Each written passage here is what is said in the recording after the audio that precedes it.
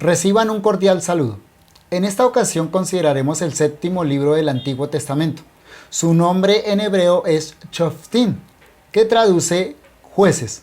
Esa palabra señala hacia aquellos hombres que Dios levantó para librar a su pueblo de la opresión de las naciones vecinas.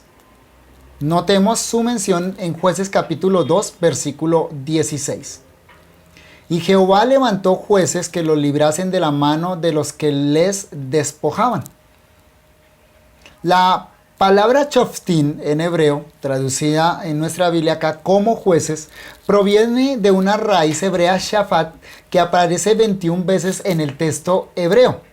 En todas estas, menos una, 11, 27, siempre la palabra se refiere a caudillos militares que fueron capacitados por Dios para comandar ejércitos contra los enemigos de Israel.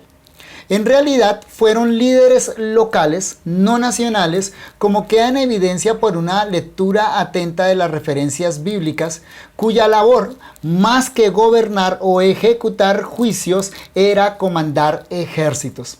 Quizá una mejor traducción de la palabra hebrea en el libro de Jueces sea caudillo, que según el diccionario de la Real Academia de la Lengua Española es un jefe absoluto de un ejército, un hombre que encabeza a algún grupo, comunidad o cuerpo.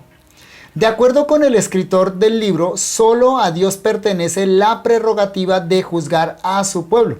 El significado básico del término como juez se aplica en el libro a Jehová en el capítulo 11, versículo 27. Notemos, así que yo nada he pecado contra ti, mas tú haces mal conmigo peleando contra mí. Jehová, que es el juez, juzgue hoy entre los hijos de Israel y los hijos de Amón. El nombre jueces proviene de la Septuaginta que llama al libro Crité, del término griego kritis, que literalmente significa juez o alguien que ejecuta juicio. El libro menciona a 12 de estos caudillos: Otoniel, Ahod, Sangar, Débora y Barak, Gedeón, Tola, Jair, Jefté, Ibsán, Elón, Abdón y Sansón. No debemos considerar dentro de esta lista a Abimelech, pues nunca se le menciona como juez y claramente el relato muestra que su reinado, entre comillas, fue ilegítimo y reprobado por Dios. Tampoco debemos pensar que estos fueron los únicos jueces o caudillos que hubo en Israel en aquella época, lo cual es claro porque según el libro de Samuel, Elí juzgó a Israel 40 años, 1 Samuel 4:18, lo mismo que Samuel. 1 Samuel capítulo 7, versículos 6 y 15. ¿Quién escribió este libro? No tenemos ninguna evidencia interna de quién fue su escritor. Tampoco hay un dato externo en el resto de la Biblia al respecto. Por lo tanto, pasemos a considerar cuándo fue escrito este libro. Aunque no sabemos quién fue el autor del libro, sí podemos conjeturar su nombre con base en los datos históricos que el mismo libro nos provee. No debemos pensar del libro como una historia homogénea, más bien como una mezcla de acontecimientos y lugares de acuerdo a un orden preestablecido. El libro está escrito como una apología a la monarquía, lo cual notamos por la frase: en aquellos días no había rey en Israel, cada uno hacía lo que bien le parecía, que se repite en 17:6, 18:1, 19:1 y 21:25. Quizá esto nos debe llevar a pensar que fue escrito en una época inmediatamente anterior a la monarquía de Saúl. Por ejemplo, podríamos notar la narración de 1 Samuel capítulo 8, cuando Samuel aún gobernaba Israel y estaba en transición hacia la monarquía de Saúl. Al interior del libro encontramos la frase hasta hoy en varios versículos. Notemos algunos de estos. Capítulo 1, versículo 21. Mas al Jebuseo que habitaba en Jerusalén no lo arrojaron los hijos de Benjamín, y el Jebuseo habitó con los hijos de Benjamín en Jerusalén hasta hoy. O sea, en la época en que este libro está escrito, aún los jebuseos habitaban Jerusalén. No los habían conquistado David y sus tropas. Capítulo 1, versículo 26. Y se fue el hombre a la tierra de los heteos y edificó una ciudad a la cual llamó Luz, y este es su nombre hasta hoy. Capítulo 6, versículo 24. Y edificó allí Gedeón altar a Jehová y lo llamó Jehová Shalom, el cual permanece hasta hoy en Ofra de los abiezeritas. Capítulo 10, versículo 4.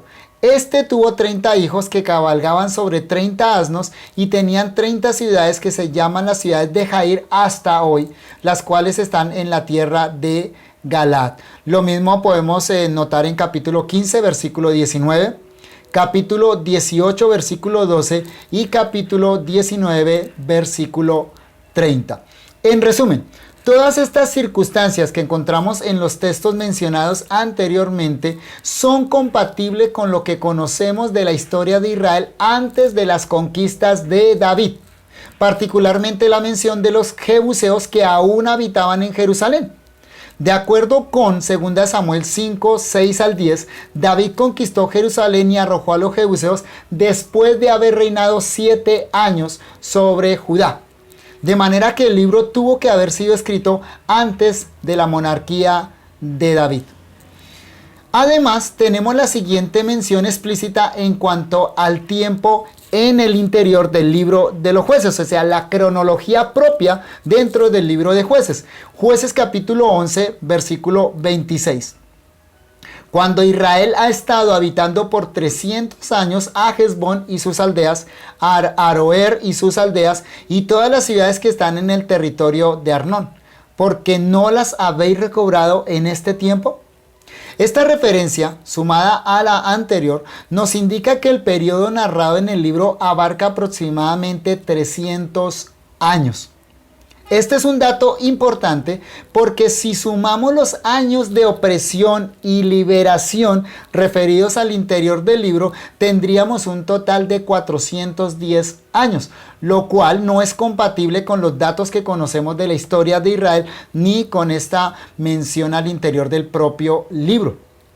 Sabemos que Josué murió aproximadamente hacia el año 1390 a.C. y si le sumamos 410 años llegaríamos hasta el año 980 a.C. Fecha muy tardía para la finalización de la época de los jueces, pues sabemos a ciencia cierta que David reinó entre los años 1050 a.C. y 1010 a.C.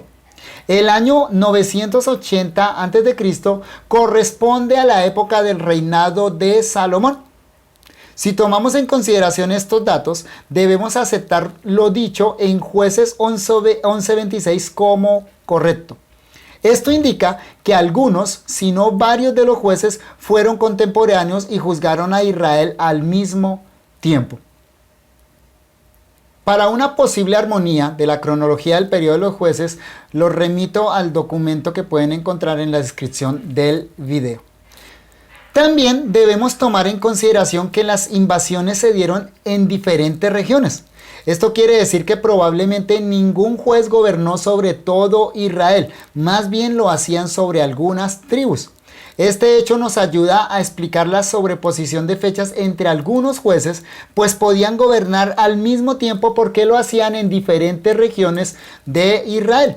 Solo bajo Samuel se empezó a gestar la unificación del gobierno de Israel, que en últimas desembocaría en la monarquía. El cuadro que ofrecemos al final de este punto, usted lo puede consultar en el documento antes mencionado, presenta un resumen de los periodos de opresión y liberación mencionados en el libro de los jueces. Antes de pasar al siguiente aspecto de nuestra introducción al libro de jueces, digamos que la tradición ha afirmado que su autor es Samuel, lo cual es consistente con los datos referidos anteriormente. Samuel fue el último de los jueces y el primer profeta, de manera que tendría buenas razones para escribir un libro como este. Su resistencia inicial a la monarquía fue cambiada posteriormente cuando ungió a David, así que bien pudo escribir el libro cuando David fue ungido rey para legitimar la nueva institución. En cuarto lugar, consideremos por qué fue escrito el libro de Jueces. Ya mencionamos de paso que el libro fue escrito como una apología para la instauración de la monarquía en Israel. Esto sale a flote por el contenido mismo del libro, que presenta un caos generalizado, permeando todas las esferas de la sociedad israelita, pero sobre todo por la afirmación repetida en la última sección del libro de que este caos era producto de la ausencia de un rey. Notemos, capítulo 17, versículo 6. En aquellos días no había rey en Israel, cada uno hacía lo que bien le parecía. Capítulo 18, versículo 1. En aquellos días no había rey en Israel, y en aquellos días la tribu de Dan buscaba posesión para sí donde habitar, porque hasta entonces no había tenido posesión entre las tribus de Israel. Capítulo 19, versículo 1. En aquellos días, cuando no había rey en Israel, hubo un levita que moraba como forastero en la parte más remota del monte Efraín, el cual había tomado para sí mujer concubina de Belén de Judá. Capítulo 21, versículo 25. En estos días no había rey en Israel, cada uno hacía lo que bien le parecía. Así que la necesidad de un rey es argumentada al interior del libro, pero también a través de la presencia de varias naciones que los israelitas no habían podido arrojar de Canaán.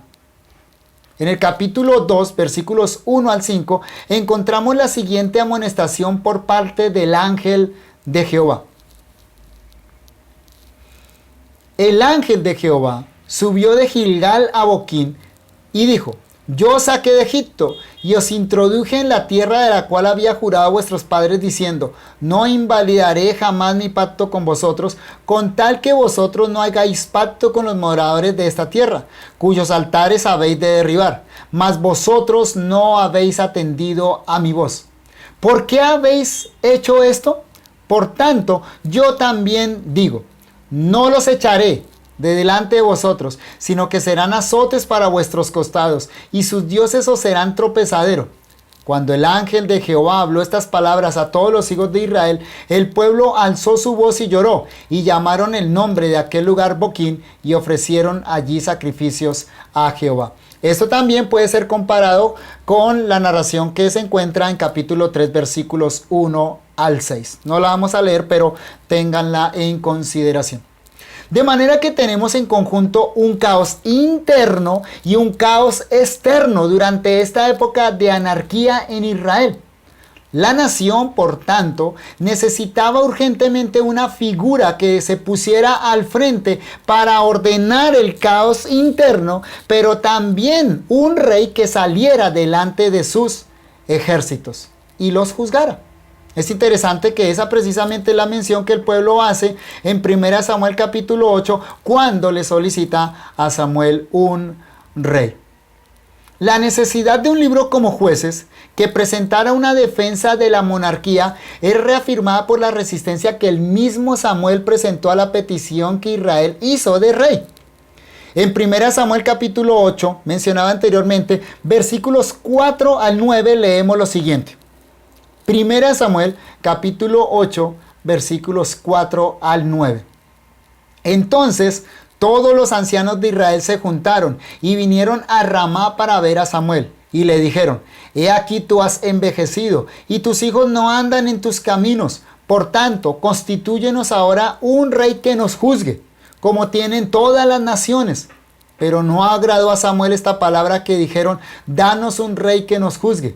Y Samuel oró a Jehová. Y dijo Jehová a Samuel: Oye la voz del pueblo en todo lo que te digan, porque no te han desechado a ti, sino que a mí me han desechado para que no reine sobre ellos.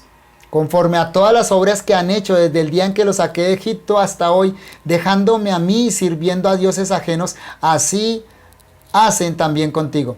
Ahora pues, oye su voz, mas protesta solemnemente contra ellos y muéstrales cómo les tratará el rey que reinará sobre ellos. En quinto lugar, consideremos el tema general del libro y los temas secundarios. El tema principal del libro es presentado claramente en el capítulo 2, versículos 11 al 23. Leámoslo. Después los hijos de Israel hicieron lo malo ante los ojos de Jehová y sirvieron a los Baales. Dejaron a Jehová, el Dios de sus padres, que los había sacado de la tierra de Egipto, y se fueron tras otros dioses, los dioses de los pueblos que estaban en sus alrededores, a los cuales adoraron y provocaron a ira a Jehová. Y dejaron a Jehová y adoraron a Baal y a Astarot. Y se encendió contra Israel el furor de Jehová, el cual los entregó en manos de robadores que los despojaron y los vendió en manos de sus enemigos de alrededor. Y no pudieron ya hacer frente a sus enemigos. Por donde quiera que salían, la mano de Jehová estaba contra ellos para mal, como Jehová había dicho y como Jehová se lo había jurado, y tuvieron gran aflicción. Y Jehová levantó jueces que los librasen de mano de los que los despojaban, pero tampoco oyeron a sus jueces, sino que fueron tras dioses ajenos, a los cuales adoraron. Se apartaron pronto del camino en que anduvieron sus padres, obedeciendo a los mandamientos de Jehová. Ellos no hicieron así. Y cuando Jehová les levantaba jueces, Jehová estaba con el juez y lo libraba de mano de los enemigos todo el tiempo de aquel juez. Porque Jehová era movido a misericordia por sus gemidos a causa de los que los oprimían y afligían. Mas acontecía que al morir el juez, ellos volvían atrás y se corrompían más que sus padres, siguiendo a dioses ajenos para servirles e inclinándose delante de ellos. Y no se apartaban de sus obras, ni de su obstinado camino. Y la ira de Jehová se encendió contra Israel y dijo: por cuanto este pueblo traspasa mi pacto que ordené a sus padres y no obedece a mi voz, tampoco yo volveré más a arrojar de delante de ellos a ninguna de las naciones que dejó Josué cuando murió, para probar con ellas a Israel si procurarían o no seguir el camino de Jehová, andando en él como lo siguieron sus padres. Por eso dejó Jehová aquellas naciones sin arrojarlas de una vez y no las entregó en mano de Josué. El ciclo repetitivo que menciona este texto puede ser graficado de la siguiente manera. Noten ustedes en el gráfico. Es un ciclo repetitivo, podríamos decir nosotros, un círculo vicioso al interior del libro de Jueces. Se repite una y otra vez. Primero, el pecado. El pueblo peca gravemente contra Jehová. Idolatría. Adoraban a los dioses de Canaán. Como consecuencia venía servidumbre. Dios los entregaba a naciones extranjeras que los oprimían y afligían. Esa opresión hacía que el pueblo suplicara delante de Dios. Una súplica que surgía del dolor de la opresión, pero no de un dolor por el pecado. Entonces, primero pecado, luego servidumbre, en tercer lugar súplica.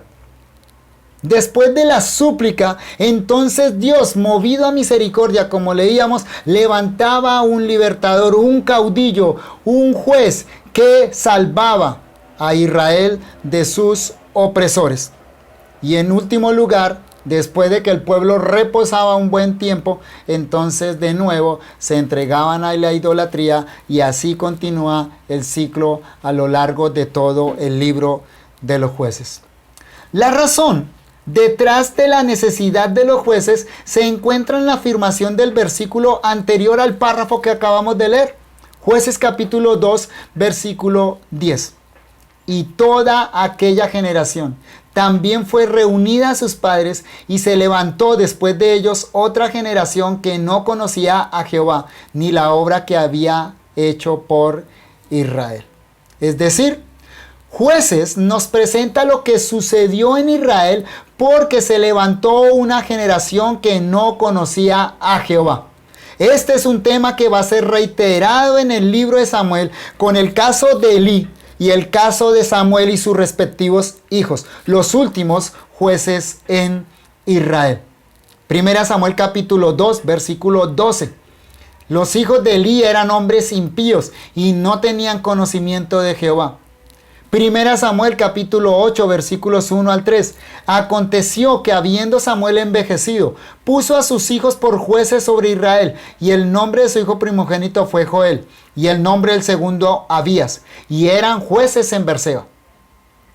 Pero no anduvieron los hijos por los caminos de su padre, antes se volvieron tras a la avaricia, dejándose sobornar y pervertieron el derecho. Es decir, hubo un fallo en el relevo generacional en Israel. Aquello que claramente había instruido Moisés en Deuteronomio capítulo 6, que los padres debían instruir a los hijos para que los hijos conocieran a Jehová. Que esa instrucción debería ser tanto formal e informal, debería ser en el momento en que se levantan, en el momento que se acuestan, cuando van por las calles, para que esta generación tuviera una relación personal, íntima con Jehová. No sucedió, de manera que esta nueva generación se aparta de Dios. Pero la expresión no conocer a Jehová no señala hacia ignorancia intelectual. Eso es claro al interior del libro de los Jueces. Cuando leemos el libro, sale a relucir el hecho de que el pueblo conocía las leyes de Moisés. Conocían las historias del éxodo y de la conquista. Jefté, por ejemplo, es capaz de argumentar con los amonitas que Israel posee legítimamente la tierra. Capítulo 11. El levita del capítulo 17 del libro de Jueces tiene entendimiento de la adoración a Jehová. Y el levita del capítulo 19 sabe que la maldad de los hombres de Gabá no tiene precedente en Israel. De hecho, todo el libro tiene un tema repetitivo y es el clamor del pueblo a Jehová cuando eran oprimidos por sus enemigos. Todo esto nos muestra que Israel en esta época conocía la teología del Pentateuco y la historia sagrada. No eran ignorantes de esto. Entonces, ¿cuál era el problema de esta generación? Jueces capítulo 2, versículo 10, señala más bien hacia un conocimiento experimental de la obra de Dios.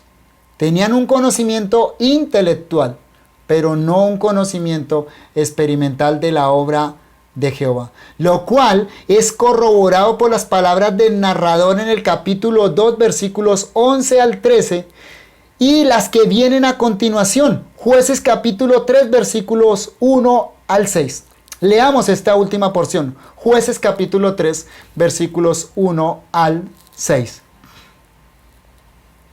Estas, pues, son las naciones que dejó Jehová para probar con ellas a Israel, a todos aquellos que no habían conocido todas las guerras de Canaán, solamente para que el linaje de los hijos de Israel conociese la guerra, para que la enseñasen a los que antes no la habían conocido. Los 5 príncipes de los filisteos, todos los cananeos, los sidonios, los heveos que habitaban en el monte Líbano, desde el monte de Baal Hermón hasta llegar a Hamat. Y fueron para probar con ellos a Israel, para saber si obedecerían a los mandamientos de Jehová que él había dado a sus padres por mano de Moisés. Así, los hijos de Israel habitaban entre los cananeos, heteos, amorreos, fereceos, heveos y jebuseos. Y tomaron de sus hijas por mujeres y dieron sus hijas a los hijos de ellos y sirvieron a sus dioses. El gran problema de Israel entonces no fue el ateísmo. Ni siquiera fue el politeísmo, más bien fue el sincretismo. El relato de Micaía en el capítulo 17 es terriblemente sorprendente. Debería hacernos temblar, porque esta gente tenía el nombre de Jehová en su boca, pero lo adoraba como los cananeos adoraban a sus dioses. Jueces capítulo 17 versículos 1 al 6.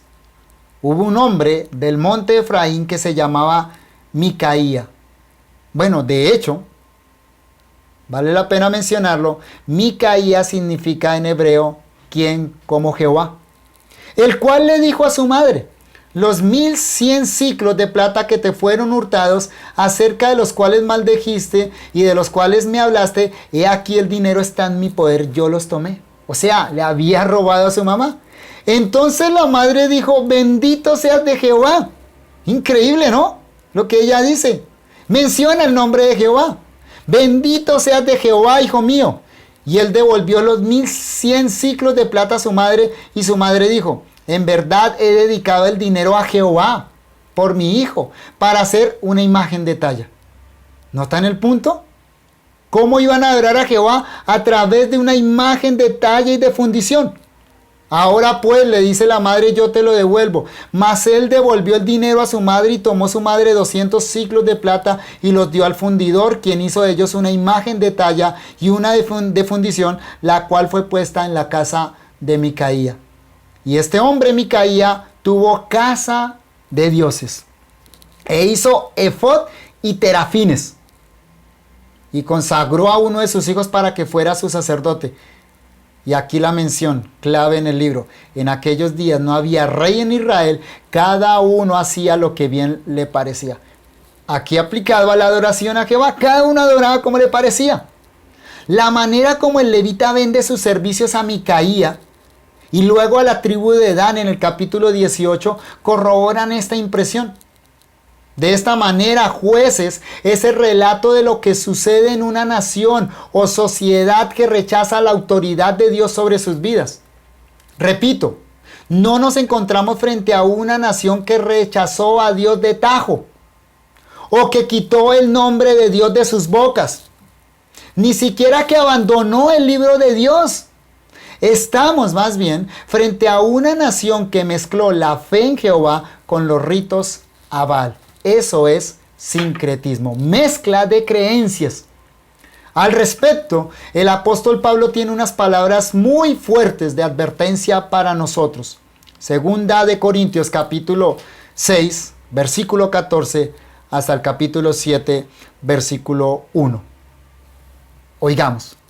No os unáis en yugo desigual con los incrédulos, porque ¿qué compañerismo tiene la justicia con la injusticia? ¿Y qué comunión la luz con las tinieblas?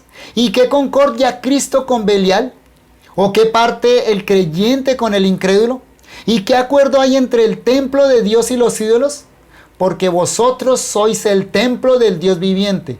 Como Dios dijo, habitaré y andaré entre ellos y seré su Dios, y ellos serán mi pueblo. Por lo cual, salid de en medio de ellos y apartaos, dice el Señor, y no toquéis lo inmundo, y yo recibiré y seré para vosotros por Padre, y vosotros me seréis hijos e hijas, dice el Señor Todopoderoso. Así que, amados, puesto que tenemos tales promesas, limpiémonos de toda contaminación de carne y de espíritu, perfeccionando la santidad en el temor de Dios. El libro de Jueces también nos presenta el efecto corrosivo del pecado. El pecado obra como la corrosión en los metales. Es decir, no destruye todo de un solo acto, sino que va avanzando poco a poco hasta cubrir todo el metal.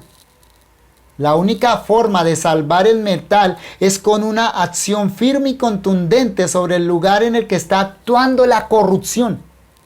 Si se deja avanzar, finalmente habrá que desechar la pieza completa. De la misma manera obra el pecado en nuestras vidas o en nuestras comunidades. Al interior del libro, sobre todo en la última sección, capítulos 17 al capítulo 21, podemos notar este avance progresivo del pecado en la nación de Israel. Primero corroe la estructura básica de la sociedad, es decir, la familia. Recordemos el caso de Micaías y su mamá que leímos anteriormente.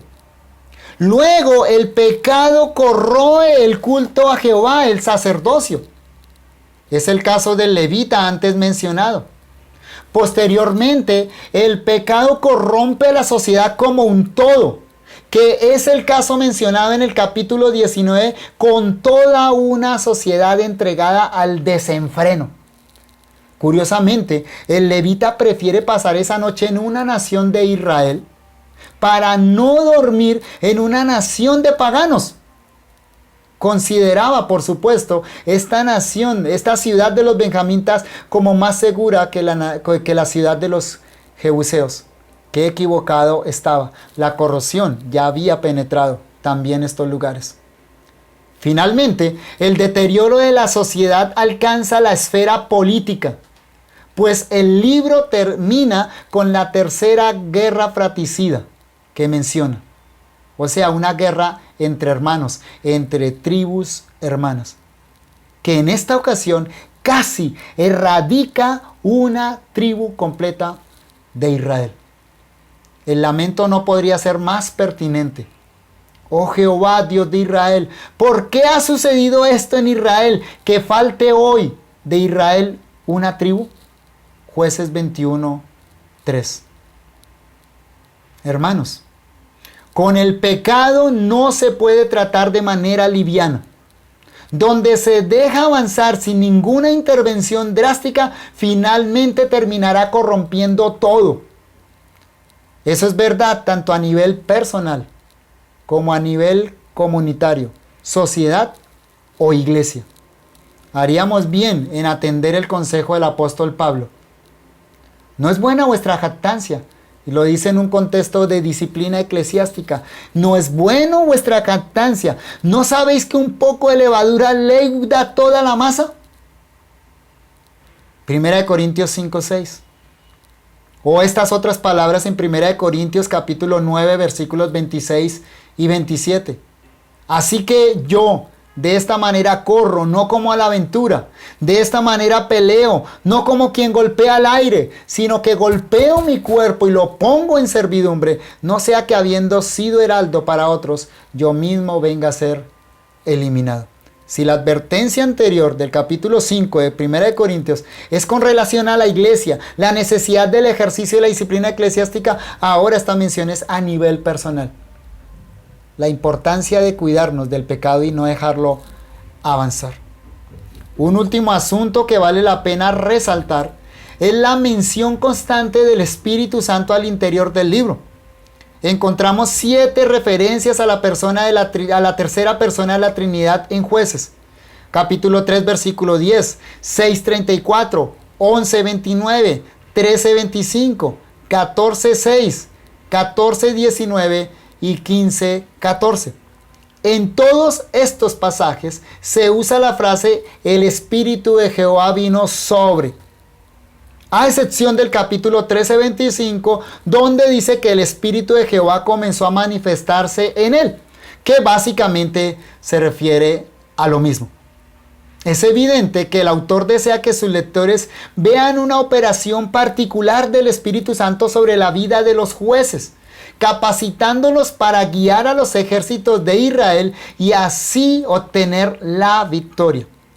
Era una capacitación a nivel natural, es decir, para operaciones en el área física y en ningún sentido una obra espiritual de regeneración, revelación, iluminación o algo similar. Siglos después, el profeta diría, probablemente pensando en el libro de Jueces, no con ejércitos, ni con fuerzas, sino con mi espíritu, ha dicho Jehová de los ejércitos. Zacarías capítulo 4, versículo 6. Consideremos ahora las principales doctrinas que enseña el libro. Primero, evidentemente, este libro enseña la doctrina de la depravación total del ser humano, o la corrupción radical. Es decir, el pecado permeó todas las facultades del ser humano y todos los ámbitos de la sociedad. A partir de la caída de Adán, de ese pecado original, toda la raza humana nace en esta condición, no solo de separación de Dios, sino de un estado de corrupción e incapacidad por causa de la naturaleza pecaminosa heredada. Otra doctrina que aprendemos de este libro es la soberanía divina. Cómo Dios actúa soberanamente sobre su pueblo, tanto para liberarlo como para afligirlo. Las aflicciones venían como juicio, como consecuencia, y era Dios mismo quien las enviaba. Pero luego, basado en el clamor del pueblo, Dios soberanamente levantaba jueces que libraran a Israel. Una tercera doctrina que enseña el libro de Jueces es la maldad radical del pecado y su poder corrosivo. Una cuarta doctrina, la unicidad divina. Dios es único. El Dios de Jehová no puede ser comparado a Baal, a Astarot, a ninguno de los dioses de los cananeos. Por lo tanto, este Dios demanda una adoración única y exclusiva. Israel tuvo que aprender esa lección a través de dolorosos juicios divinos. Otra doctrina que enseña el libro es la necesidad de la mortificación del pecado. Y creo que ese es un mensaje muy claro a la luz del tema del libro. Si nos descuidamos en mortificar el pecado, ese pecado va a tomar control total de nuestra vida, pero también a nivel eclesiástico, si la iglesia no toma en serio la mortificación del pecado, la disciplina eclesiástica, el pecado va a terminar permeando toda la iglesia. Y finalmente, como mencionábamos en el punto anterior, este libro enseña las operaciones del Espíritu Santo en un área particular. Y nos ayuda a pensar bien de las obras del Espíritu Santo. Porque a veces solo pensamos del Espíritu Santo en las operaciones que tienen que ver con la salvación y la regeneración. Bueno, este libro nos enseña que el Espíritu Santo también opera en áreas naturales. Aquí lo vemos operando en la capacitación militar, en la capacitación física para que estos jueces puedan ser grandes libertadores en Israel. En séptimo y último lugar, consideremos la importancia teológica y el lugar que ocupa el libro en toda la revelación bíblica. El libro de Jueces, como ya vimos, nos pone en un contexto muy oscuro, causado por la obstinación del corazón de Israel, una nación de corazón rebelde y duro, que no obstante el trato divino seguía inclinándose a los Baales. Cuando clamaban por liberación, lo hacían no por el dolor de haber ofendido a Dios, no por el dolor de su propio pecado, sino por el dolor de la opresión. Es decir, clamaban era para ser librados del dolor, no para ser santificados. La conclusión del escritor inspirado es esta: en aquellos días no había en Israel rey. Cada uno hacía lo que bien le parecía. Si en Josué, por decirlo de alguna manera, tocamos el cielo en la gloria del pueblo de Dios en el antiguo pacto, ahora en el libro de Jueces estamos en las puertas del infierno. Estamos en el momento más oscuro, más terrible, más degradante del pueblo de Israel. La oscuridad más profunda que encontramos en el Antiguo Testamento. La pregunta crucial es esta: ¿cuál es la solución para Israel en medio de esta deplorable situación? La respuesta en el libro y en la situación histórica particular de Israel es una figura humana que los gobierne, un rey. Pero claro, esto levanta una nueva pregunta.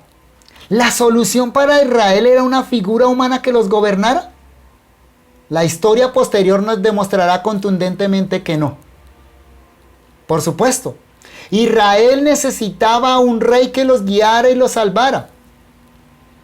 Un rey que también los protegiera de sus enemigos. Eso en gran medida se logró con David.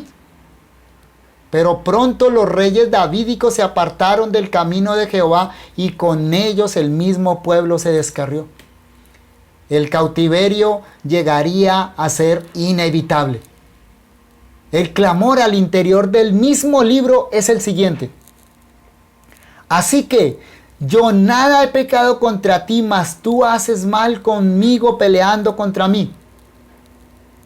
Escuchen esto: Jehová es el juez.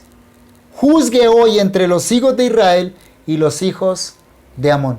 Jueces capítulo 11, versículo 27.